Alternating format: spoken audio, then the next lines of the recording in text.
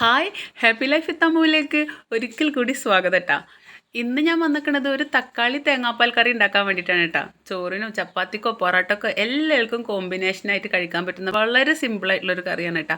അപ്പോൾ അതെങ്ങനെ ഉണ്ടാക്കുകയെന്ന് കാണുന്നതിന് മുന്നേ ചാനൽ സബ്സ്ക്രൈബ് ചെയ്യാതെ കാണുന്നവർ ഒന്ന് സബ്സ്ക്രൈബ് ചെയ്തിട്ട് എന്നെ സപ്പോർട്ട് ചെയ്യണം കേട്ടോ. അപ്പോൾ എന്തൊക്കെ സാധനങ്ങളാണ് വേണ്ടെന്നുള്ളത് പറയാട്ടോ. 2 വലിയ തക്കാളിയും 2 കുഞ്ഞു സബോളയും എടുത്ത് വെച്ചിട്ടുണ്ട് കേട്ടോ. നീളത്തിൽ അരിഞ്ഞിട്ട് സബോള മാറ്റി വെച്ചിട്ടുണ്ട്. കൊത്തി കൊത്തി അരിഞ്ഞിട്ട് തക്കാളി നീക്കി വെച്ചിട്ടുണ്ട് കേട്ടോ. ഒരു 3 പച്ചമുളക് കുഞ്ഞു കഷ്ണങ്ങളാക്കിയിട്ട് അതും വെച്ചിട്ടുണ്ട്. ഒരു 2 തണ്ട് കറിവേപ്പില വെച്ചിട്ടുണ്ട്. ഒരു അരമുറി തേങ്ങയുടെ പാലും എടുത്ത് വെച്ചിട്ടുണ്ട് കേട്ടോ. പൊടികളായിട്ട് 2 ടീസ്പൂൺ മുളക് പൊടി, 1/2 ടീസ്പൂൺ മഞ്ഞൾപ്പൊടി. ഇത്രയും സാധനങ്ങൾ വെച്ചിട്ട് എങ്ങനെ ഒരു കിഡിലൻ കറി തയ്യാറാക്കാമെന്ന് നമുക്ക് നോക്കാം കേട്ടോ.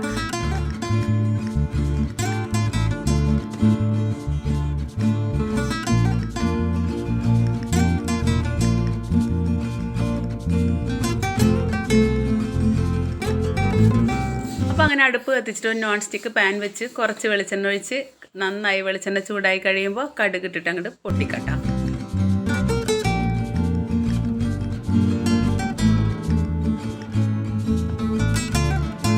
കടുക് നന്നായി പൊട്ടിക്കഴിഞ്ഞപ്പോൾ അരിഞ്ഞു വെച്ചിട്ടുള്ള സബോള ഇട്ടിട്ട് ഒരു നുള്ള് ഉപ്പിട്ടിട്ട് നന്നായിട്ട് ഒന്നിട്ട് വഴറ്റിയെടുക്കട്ടാം.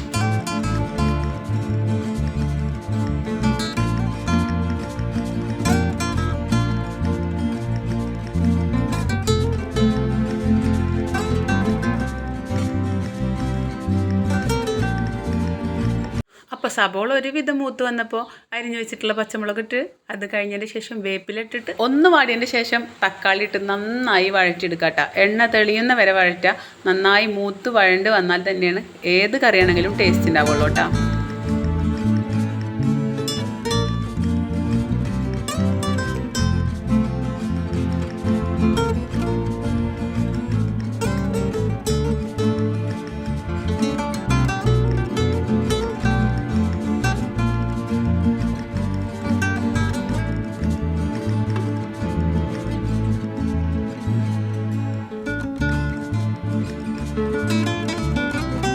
അപ്പോൾ തക്കാളിയൊക്കെ നന്നായി മൂത്ത് വന്നിട്ടുണ്ട്. എടുത്തു വെച്ചിരിക്കുന്ന പൊടികൾ അതിലേക്ക് ചേർക്കാട്ടോ.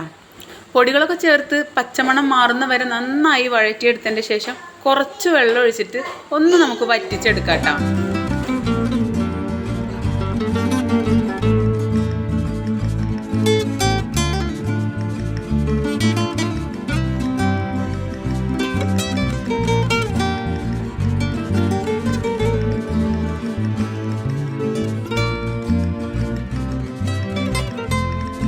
ആ ഒരു സ്റ്റേജിൽ പോരാത്തതിനുള്ള ഉപ്പും കൂടി ചേർത്ത് നന്നായി ഇളക്കിയതിന് ശേഷം നമ്മൾ എടുത്തു വെച്ച ഒരു മുറി തേങ്ങയുടെ പാല് ഫുള്ളായിട്ട് ഒഴിച്ച് കൊടുക്കാം കേട്ടോ. ഇനി കറി തിളപ്പിക്കരുത്. തിളപ്പിച്ച് കഴിഞ്ഞാൽ അതിൻ്റെ ടേസ്റ്റ് പോവും. നന്നായി ഒന്ന് ചൂടാക്കി എടുത്താൽ മാത്രം മതി. നമ്മളെ കറി ഇവിടെ റെഡി ആയിട്ടാണ്.